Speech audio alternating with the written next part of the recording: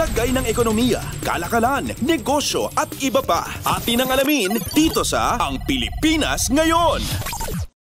Magandang araw, narito na po ang Balitang Business. Tataas na ang minimum wage ng mga kasambahay sa National Capital Region o NCR at sa Caraga.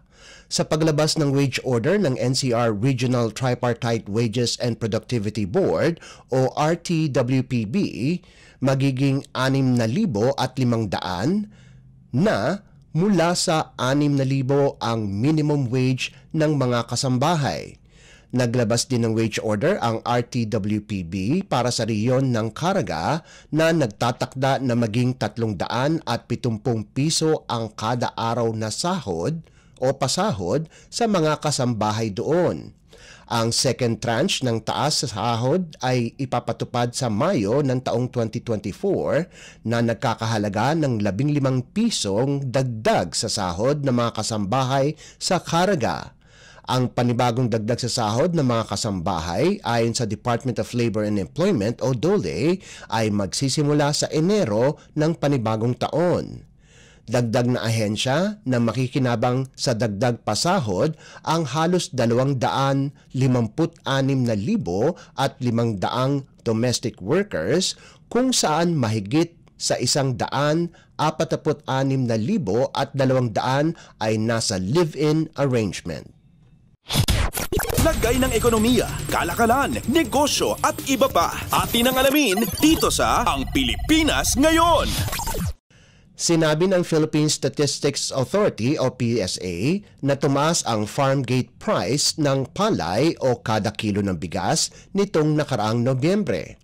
Ayon sa datos ng PSA, umakyat ng 26.6% ang karaniwang farm gate price ng palay o katumbas ng 21 piso at 76 na sentimo ang kada kilo ng palay, kumpara sa 17 piso at 35 sentimo na naitala sa kaparehong buwan nitong nakalipas na taon.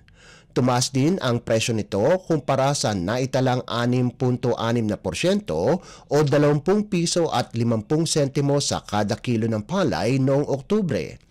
Pinakamataas na naitalang farm gate price ng palay ay sa rehiyon ng Bangsamoro Autonomous Region in Muslim Mindanao o BARM kung saan umabot ito sa 24 na piso at 65 sentimo kada kilo, habang ang pinakamababang presyo naman ay naitala sa Zamboanga Peninsula kung saan nasa 18 piso at 80 o 88 sentimo ang kada kilo nito. Lahat naman ng rehiyon sa bansa ay nakapagtala ng positibong year-on-year growth rates na average farm gate price ng palay noong Nobyembre. Lagay ng ekonomiya, kalakalan, negosyo at iba pa. Atin ang alamin dito sa Ang Pilipinas Ngayon. Inilunsad ng Social Security System o SSS ang Low Interest Pension Loan Program o PLP para maiwasan ang kanilang mga retiree pensioners ang sangla ATM na mga money lenders. Ayon kay Rolando Macasaet, Pangulo at Chief Executive Officer ng SSS, 10% lamang ang interest ng PLP at maaaring bayaran ito sa loob ng isang taon. Sinabi ni Macasaet na hindi hihingin ng kagawaran ang ATM cards ng mga pensioner at otomatikong ikakaltas ang buwanang bayarin mula sa kanilang pensyon. Ayon pa sa kalihim, maaaring makahiram ng hanggang 200,000 piso ang mga retiree pensioner at sinisiguro din ng SSS na makakapag-uwi pa rin sila ng 47.25% ng kanilang buwanang pensyon.